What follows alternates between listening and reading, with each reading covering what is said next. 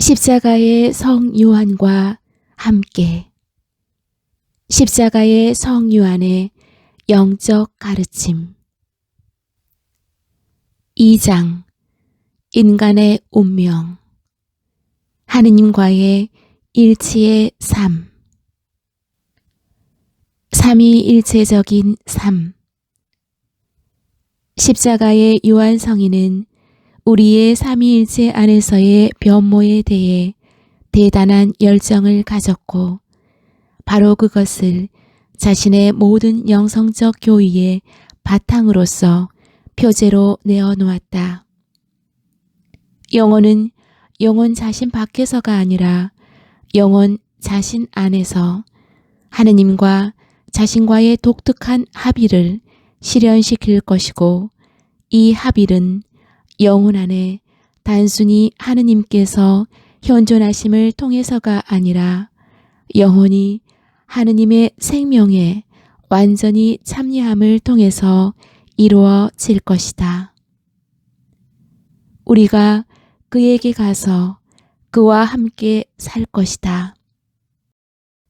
성부와 성자와 성령께서는 우리 안에서 삼위일체의 양식으로 생활하시고 우리는 예수님 안에서 변모되어 하느님 안에서 하느님의 삼위일체적 생명을 체험하게 된다. 성인은 이어서 또 이렇게 말한다. 영혼이 그렇게 고귀한 행위를 할 수 있다는 사실에 놀랄 이유는 없다. 왜냐하면 하느님께서 영혼에게 은혜를 베푸시어 신화되어 있는 데까지 이르게 하시고 지극히 거룩하신 성삼위 안에 일치되어 있게 하시니 그 안에서 영혼이 참여로서 하느님이 되게 하시는 것이다. 성령을 숨쉬며 살아계신 성부와 성자의 본성적 활동 자체에 영혼이 참여함으로써 영혼이 삼위일체 하느님처럼 삼위일체 안에서 살아간다는 것이 왜 믿어지지 않는가? 성인은 다음과 같이 탄식하면서 결론을 내린다. 오, 이 위대함들을 위해서 창조된 영혼들, 이 위대함들에 초대된 영혼들이여, 그대들은 무엇을 하고 있는가? 그대들의 소망은 비열하고 그대들이 소유한 것들은 비참한 것들이구나. 이토록 밝은 빛 앞에서 그대들은 어찌 눈이 멀었으며 이토록 우렁찬 소리 앞에서 그대들은 어찌 귀가 먹었는가. 우리로서는 이 값비싼 진주를 얻기 위해서 우리가 가진 것을 진정 모두 팔기로 결심하고 신앙이 우리에게 보여주는 고귀한 진리들을 믿는 것만으로도 충분하리라. 이 값비싼 진주는 예수께서 우리에게 주신 것이고 다름이 아니라 바로 하느님의 삼위일체적 생명에 참여함을 말하는 것이다. 4장 인간의 목 정화 우리는 하느님께만 돌려져야 할 이 사랑의 한 몫을 하느님이 아닌 피조물들에 돌리기 때문에 이 피조물들을 마치 하느님 없이도 스스로 존재하는 것인 양 사랑하게 되는 위험을 날마다 겪게 된다. 직접 피조물들 안에서 우리의 행복을 찾음으로써 하느님과는 무관하게 피조물들을 사랑하는 데에 무질서가 있는 것이다. 피조물들은 오로지 하느님 안에서만 사랑해야 하는 것이다. 이 무질서를 피하기 위해서 또 우리 마음속에 숨어있는 피조물들에 대한 애착을 피하기 위해서 피조물들이 우리에게 주는 유혹에 대항해야 함은 불가피하다. 바로 여기에서 피조물들에 대한 우리 사랑의 점진적 이탈인 정화가 이루어진다. 우리 마음의 정화가 이루어지지 않은 그만큼, 즉 하느님과는 무관하게 피조물을 사랑하는 그만큼 우리 사랑은 더럽고 불순한 사랑이 될 것이다. 성인의 말대로 새가 노끈으로 지상에 묶여 있는 한 노끈이 아주 가늘다고 하더라도 그 새는 하늘로 날 수 없다.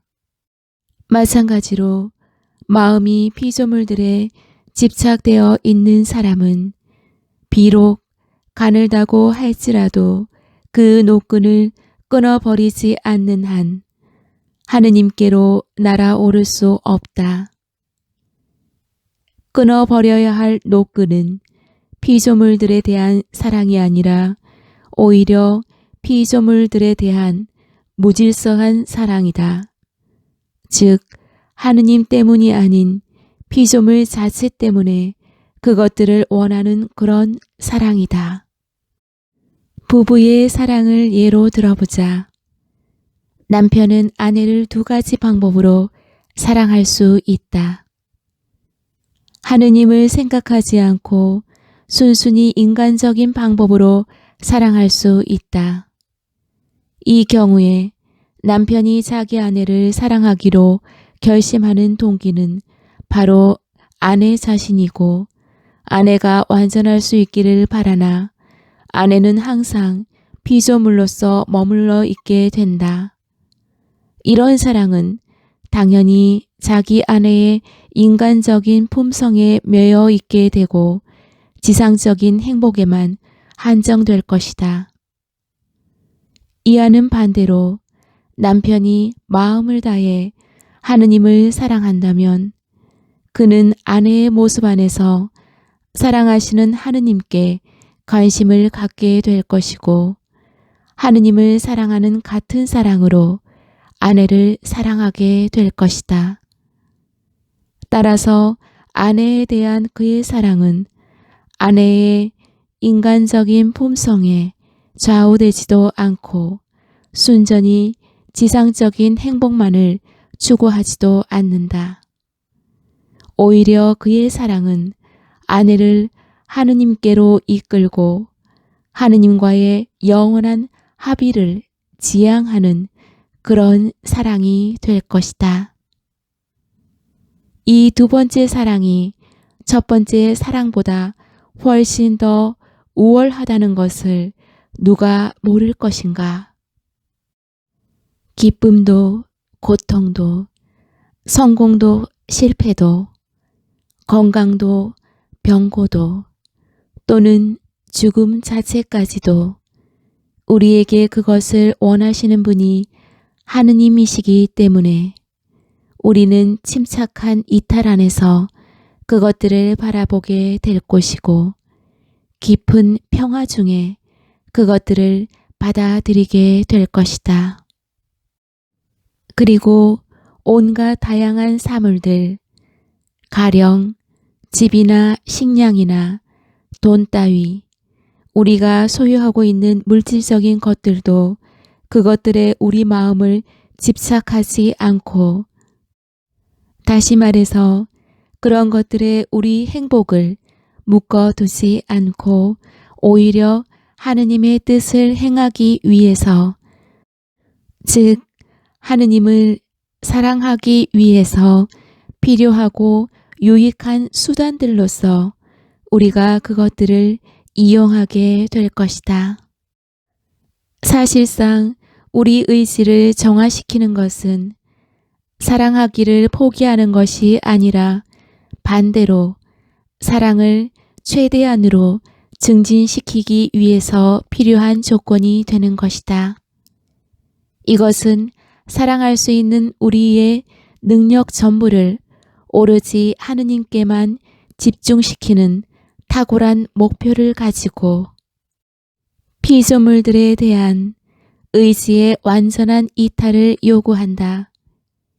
그러나 이것은 신적 사랑의 완전함과 힘을 가지고 다시 피조물들에게로 돌아오기 위한 것이다.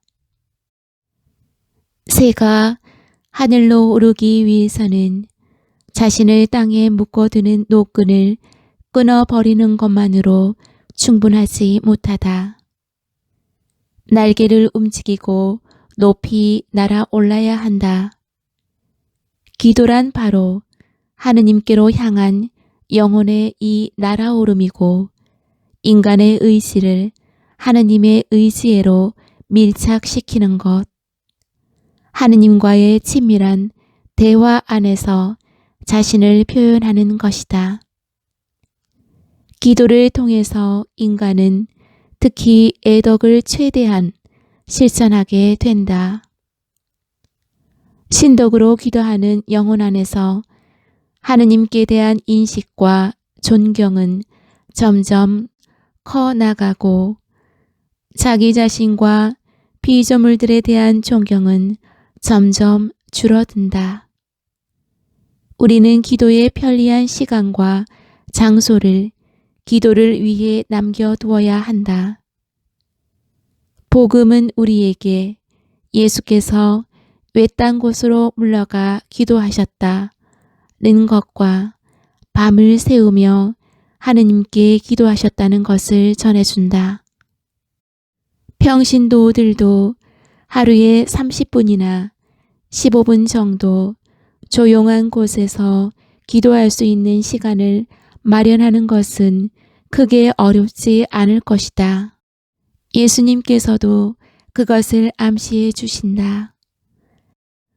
너는 기도할 때 골방에 들어가 문을 닫은 다음 숨어 계신 너의 아버지께 기도하여라. 또한 끊임없이 기도해야 한다는 말씀은 삶의 모든 상황들 안에서 항상 하느님께서 나에게 원하시는 것을 원하라는 뜻이다. 11장 영의 능동적 정화. 하늘들도 나의 것, 땅도 나의 것, 사람들도 나의 것, 의인들도 나의 것, 죄인들도 나의 것, 천사들도 나의 것, 하느님의 모친도 나의 것, 만물이 다 나의 것이요. 하느님도 나의 것, 오로지 나를 위해 계신 분이시니 그리스도도 나의 것, 오로지 나를 위해 계신 분이시기 때문이다.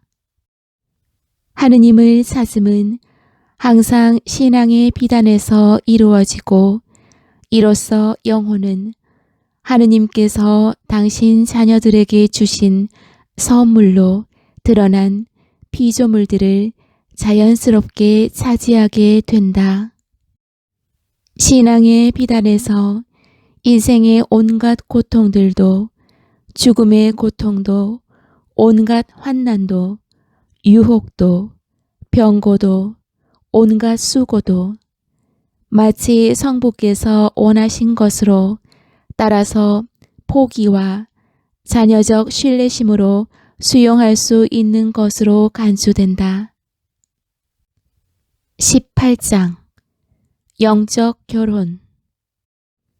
영혼은 자신이 하느님의 삼위일체적 생명을 누림을 느끼게 된다. 영혼은 삼위일체이신 하느님 안에서 참여로서 자신의 지성과 인식과 사랑의 활동을 하게 되는데 하느님과 함께 또 하느님처럼 사랑하게 되는 것이다. 왜냐하면 영혼 안에서 이 활동을 이루어 주시는 분은 바로 하느님이시기 때문이다. 여기서 이미 영혼은 자신을 형언할 수 없는 행복으로 가득 채워주는 이 영광스러운 삶에 대한 어떤 표지들을 얻어 누리게 된다. 하느님의 선하심으로 지극히 거룩한 예수님의 이름에 도우심을 간청하는 모든 이들이 그 영광스러운 결혼에 도달하게 되기를 바란다. 19장 변모의 합일. 변모의 합일은 영적 결혼의 경우와 똑같은 하느님과의 합일이지만 가능한 모든 활동들이 극도에 달하는 것이다.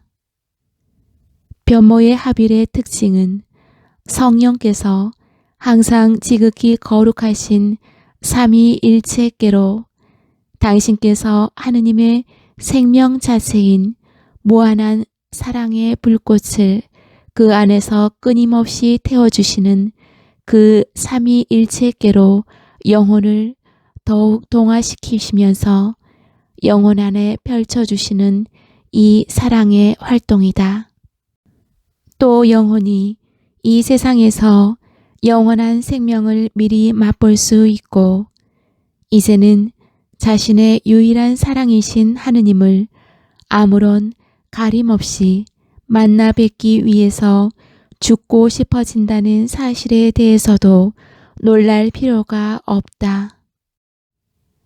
자기 품에서 곤히 잠들어 있는 임과도 같이 삼위일체 하느님께서 자신 안에 계심을 느끼는 그런 평화 안에 잠겨 있는 영혼은 얼마나 행복한가.